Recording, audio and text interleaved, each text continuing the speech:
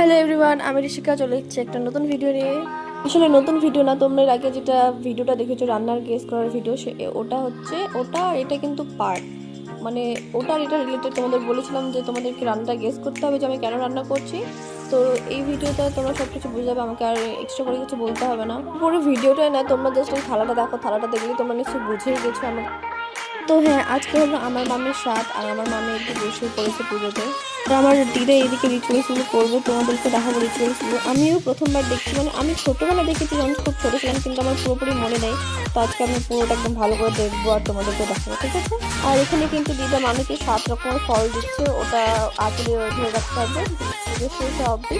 তারপর দিদা আশীর্বাদ করার পর চলে আসছে দাদু আশীর্বাদ করছে, মানে আমার দাদু না, আমার মায়ের দাদু, জানি না কেন আমার হচ্ছে দাদুই বেরোয়। পর আশীর্বাদ করছে আমার মামির মা, মানে আমার দিদা আশীর্বাদ করছে এখন মামিকে।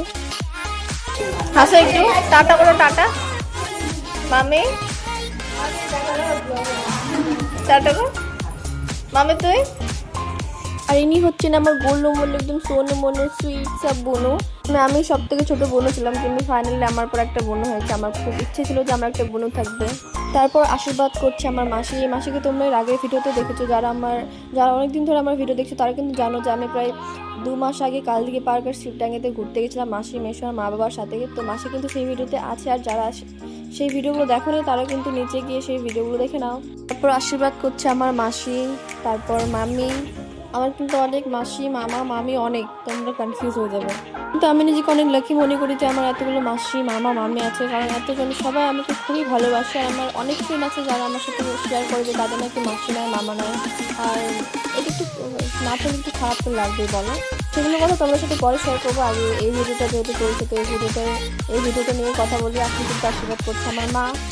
আর আমার মায়ের কাণ্ড দেখা একবার, পুরো বাড়িতে চামচ বাইরে মেশোকে পায়েস খাওয়ানোর জন্য হাতা নিয়ে চলে এসছে।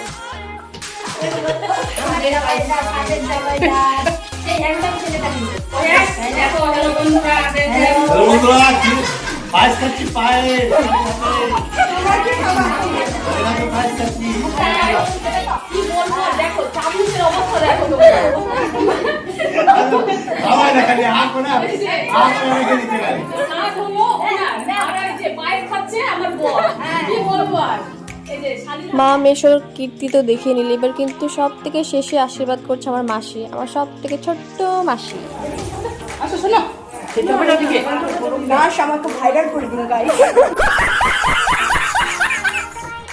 তো সবার আশীর্বাদ করা শেষ হয়ে গেছে, আর এখন কিন্তু পুজোতে যতগুলো ফলমূল আছে সবটি মামিকেই খেতে হবে। এই কলা পাতায় দেওয়া রয়েছে পায়েস 7 জায়গায়, 3 জায়গায়, মানে 3টে খেতে হবে আর 4টা রেখে দিতে হবে, ওগুলো খাওয়া যাবে না।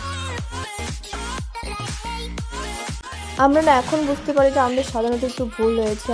আমার থালাগুলো একটু বেশি দূরে হয়ে গেছে, আসনের কাছাকাছি করলে এখন আর পরে থালাগুলো হাঁটাতে হতো না, তাহলে দেখতেও ভালো লাগতো। কি আর করা যাবে, যেটা হয়ে গেছে সেটা হয়ে গেছে। বড় লোকসের ছোট বোন, দেখো বড় লোকসের ছোট বোন।